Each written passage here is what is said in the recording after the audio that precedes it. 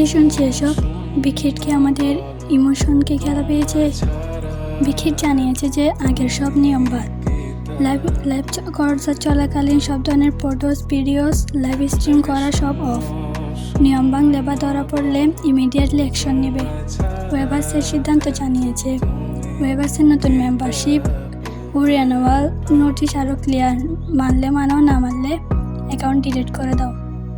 এখানে আর কিছু বলার সুযোগ নেই। সত্যি কথা হলো বিটিএসের ওরা এতটাই স্ট্রং যে কোম্পানিগুলো জানে আর্মিদের গলা চড়ে ধরলেও আর্মিরা সব মেনে নেবে। আমরা বিডি আর্মিরা এতটাই আনলাকি যে মোবাইলে দেখা ছাড়া আমাদের সাধ্য নেই সরাসরি কনসার্ট দেখা। তারপরও আমরা খুশি ছিলাম। এখন তো মোবাইলে দেখার সুযোগও নেই। সিরিয়াসলি বিখিট আমাদের ইমোশন নিয়ে খেলছে। সত্যি আর কিছু বলার নেই। অনেক কষ্ট হচ্ছে।